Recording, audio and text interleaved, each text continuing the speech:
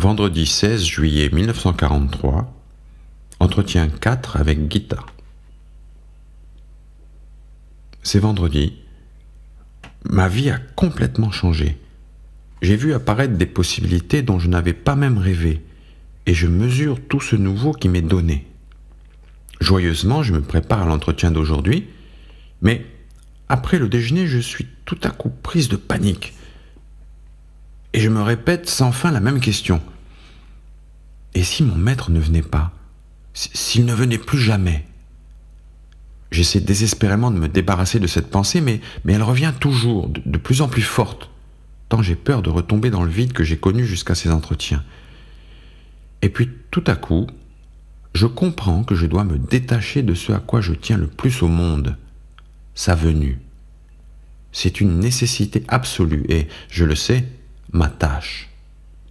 Le détachement intérieur est plus difficile que tout ce que j'ai vécu jusqu'ici. C'est comme si je m'amputais de ma propre vie. À 3 heures, Anna m'appelle. Je sens la présence de mon maître qui, pourtant, reste silencieux. Au bout d'un moment, je me demande avec inquiétude si ce silence va être rompu. Du fond du cœur, je lâche prise et je me dis en moi-même: que ta volonté soit faite. À ce moment-là, je vois, mes yeux sont ouverts, un feu brûlant devant moi, dont la fumée s'élève tout droit vers le ciel, et puis j'entends ces mots. Le moment est venu. Maintenant, tu peux demander. Gita, quel est mon chemin? Fais bien attention. D'un côté, l'amour. De l'autre, la lumière. Tu es tendu entre les deux. C'est ton chemin. Il y a 100 morts entre les deux. L'amour est porteur de la lumière. L'amour n'est rien sans la lumière. La lumière n'est rien sans l'amour. Le comprends-tu? Je comprends, mais il me semble bien difficile de faire mourir 100 fois mon petit moi. Je baisse les yeux, découragé. Regarde-moi. Le visage bien connu de Anna, qui n'est habituellement ni beau ni laid, change d'expression et revêt une dignité presque effrayante. À un bout, c'est moi. Geste de haut en bas. À l'autre bout, c'est lui. Entre les deux, toi. Gita. Qui est lui? Ton petit moi.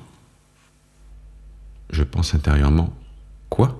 L'ange s'intéresse à ce petit moi que je déteste et dont je voudrais tant me débarrasser?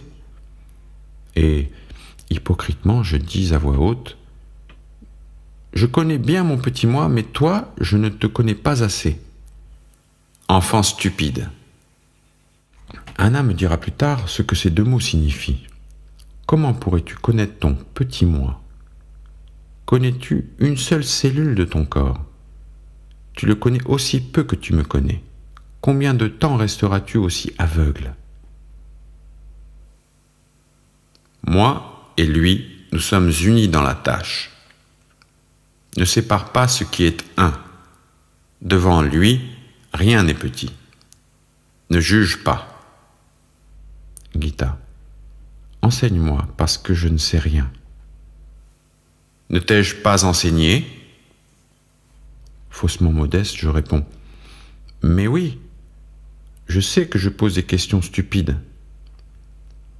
Anna perçoit la pensée de mon maître. Quel jeu puéril. Mais elle se sent seulement autorisée à répondre: que tu es sotte. Demande. Moi aussi, je sais que j'ai été percée à jour et, boudeuse, je proteste. J'ai beaucoup de questions, mais tu sais d'avance ce que je veux demander. Du cœur à la bouche, il n'y a qu'une main. Fais ce chemin. Voudrais-tu savoir beaucoup? Gita. Seulement ce qui est nécessaire pour ma tâche. Ceux qui questionnent sont plus chers devant lui que ceux qui savent. Gita.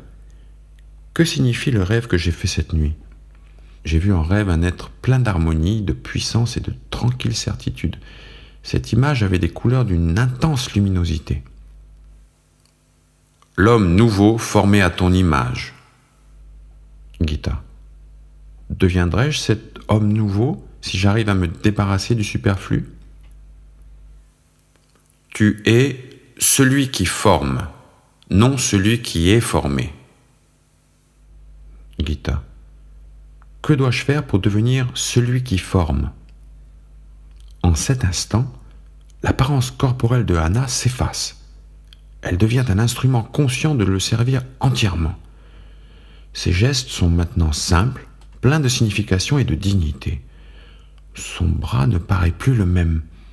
Il rayonne de force concentrée et me rappelle les sculptures de Michel-Ange. Puis un geste abrupt, comme l'éclair. Brûle! Je suis saisi, secoué, émerveillé. Mais toutes ces sensations disparaissent quand je vois Anna. Après le mot « brûle », elle est complètement épuisée. Elle grelotte. Saisie par un froid glacial, elle peut à peine me dire « apporte de l'alcool pur ». Aujourd'hui, par hasard, j'en ai acheté. Je lui en donne quelques gouttes sur un sucre et je la couvre de couverture chaude. Lorsqu'elle commence à se réchauffer, elle reprend ses forces et me raconte. Il m'a fallu rassembler toutes mes énergies afin qu'il puisse semer en moi un grain de force brûlante. Mais il était indispensable que tu ne sois plus si attaché à sa venue. Il fallait savoir y renoncer, sinon il ne serait pas venu.